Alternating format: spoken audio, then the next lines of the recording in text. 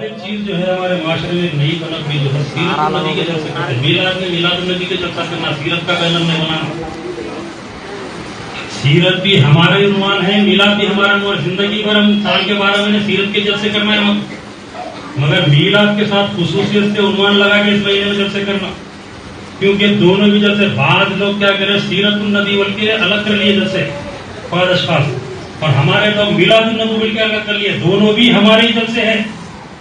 جو لوگ سیرت بول کے جلسے الگ کر لیے ہیں، اگر سرکار کی ولادت ہی نہیں ہوتی تو تم کو سیرت کہاں سے ملتی تھی؟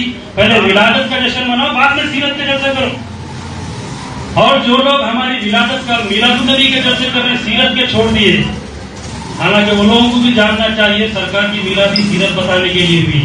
تو پہلے میلاد کا جشن مناتے ہیں، کیا سیرت کے جلسوں میں آ جانا ہمیں تھوڑی. ایسا نہیں کہ ہم ایسے مسلمان ہو گئے ربیع الاول میں عاشق رسول، رمضان میں اللہ کے بندے، 2 مہینے کے مسلمان ہو گئے ہم، حالانکہ 12 مہینے کے مسلمان رہتے.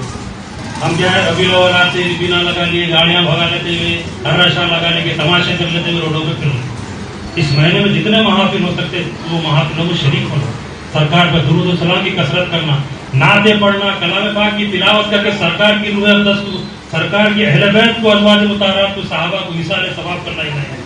جتنا ہو سکتا یہ چیزوں کے کام کرنا چاہیے. یہ گاڑیاں بھگا کے لوگوں کو پریشان کر کے جلوس وغیرہ نکالنا جائز ہے، مگر گاڑیوں کو گھروں کے پاس رکھ کے پیدل کلمہ طیبہ کا ذکر کر لیتے ہوئے جلوس نکالنا، گاڑیوں پہ بھگا کے تماشے کر کے چورستوں پہ ٹھہر کے گاڑیاں پھرا رہے گھول پھرا رہے، یہ تماشے نہیں کرنا.